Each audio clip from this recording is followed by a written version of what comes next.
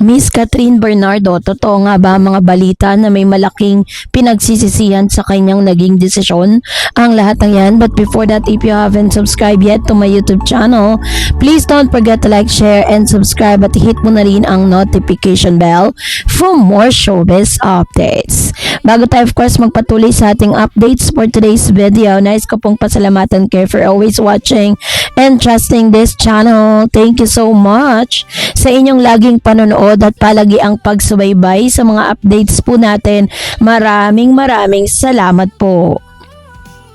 At ngayong araw, ito na pag-usapan natin si Catherine Bernardo dahil trending at pinag-uusapan pa rin sa social media ang ilan sa mga kaganapan at ilan sa mga videos na nagte-trending ngayon dito po kay Miss Catherine. Hindi po maiiwasan na marami po at kabi-kabilaan ang mga criticism na natatanggap po ngayon ni Miss Catherine. At isa sa mga sinasabing pinagsisisihan di umano ni Miss Catherine ng kanya pong i-reveal na parang naging mas naging honest na siya sa publiko patungkol sa tunay na estado ng kanyang relasyon.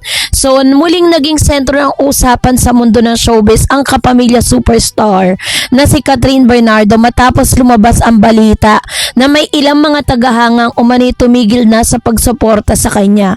Ang isyong ito'y unang lumutang matapos maiulat sa entertainment column ng Bandera na may mga may mga fans po si Miss Catherine na nagdesisyon ng umatras at hindi na aktibong suportahan ng aktres.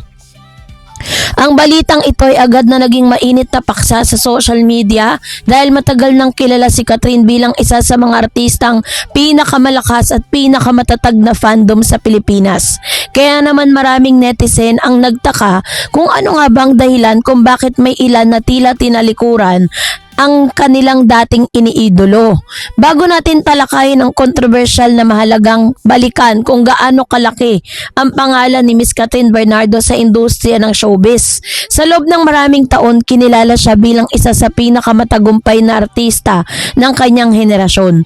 Mula sa pagiging child star hanggang sa pagiging box office queen, napakarami na niyang napatunayang talento. Ilan sa mga dahilan kung bakit napakalakas ang kanyang fanbase ay ang mga sumusunod. Of course, meron siyang tinatawag na successful teleseries, blockbusters movie, matibay na love team sa loob ng maraming taon, mahusay na imahe bilang role model ng kabataan. Dahil hindi ito nakapagtaka kung bakit naging malaking balita nang may lumabas na usap-usapan na mailang fans na umano'y umatras sa kanilang pagsuporta. Ayon po sa ulat, may mga tagahanga na nagpahayag na hindi na sila gaano kaaktibo sa pagsuporta kay Catherine kumpara noong mga nakaraang taon. Bagamat hindi naman malinaw kung gaano karami ang mga fans na ito, sapat na ang mga komentong lumabas online upang mapansin ng entertainment media. Maraming netizen ang nagtatanong anong nangyari. May nagawa bang kontrobersya ang aktres? May kinalaman ba ito sa kanyang personal na buhay? Ang mga tanong na ito ay nagbigay daan sa mas malalim na discussion sa social media. Bagamat walang opisyal na konfirmasyon kung bakit may ilang fans na umatras sa kanilang suporta, may ilan ding spekulasyon na lumabas sa online community. Number 1, yung pagbabago sa love team. Isa sa mga pangunahing dahilan ng sinasabi nilang netizen ay pagbabago sa love team dynamics ng aktres. Sa loob na maraming taon, nakilala si Catherine sa isang napakatagumpay na love team.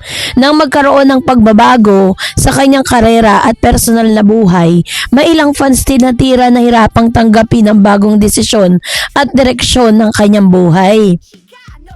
Sa industriya ng showbiz sa Pilipinas, napakalakas ang impluwensya ng love team culture.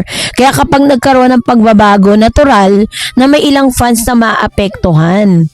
And pagiging mas independent ngayon ni Catherine, isa pa sa mga posibleng dahilan ay ang pagiging mas independent ni Catherine sa kanyang career at personal na buhay. Sa mga nakaraang taon, mas naging vocal siya tungkol sa pag-unlad sa kanyang career, pagiging independent woman, paggawa ng sariling desisyon. Para sa maraming fans, ito ay magandang hakbang, ngunit may ilan ding fans sa tila mas gusto ang dating imahe ng aktres. Sa mundo kasi ng showbiz, halos lahat ng galaw ng isang artista na pag-uusapan. Sa kaso ni Catherine, ilang beses na rin siyang nadawit sa mga chismis tungkol sa kanyang personal na buhay, lalo na sa usapin ng kanyang relasyon at mga bagong kaibigan sa industriya. Bagamat normal lamang ito sa isang celebrity, may ilang fans na madaling maapektuhan ng ganitong mga intriga. So, meron din naman mga loyal fans na nananatiling nakatayo sa likod niya. Sa kabila ng mga balitang may ilang fans na umatras sa suporta, napakarami pa ring tagahanga ni Catherine ang nananatiling tapat sa social media. Maraming fans agad na nagtanggol sa aktres. Ayon sa ilan, hindi tunay na fan ang umaalis kapag may pagbabago, which is true. Suportado namin si Catherine sa kahit anong desisyon niya. Ang mga mensaheng ito ay patunay na nananatiling napakalakas ng fandom ni Catherine Bernardo. So, hindi may kakaila na sa loob ng maraming taon, naging inspirasyon si Catherine sa maraming kabataan. Kilala siya bilang masipag na artista, responsable sa kanyang trabaho, may malasakit sa fans at bukod dito, naging halimbawa rin siya ng dedikasyon at professionalism sa industriya.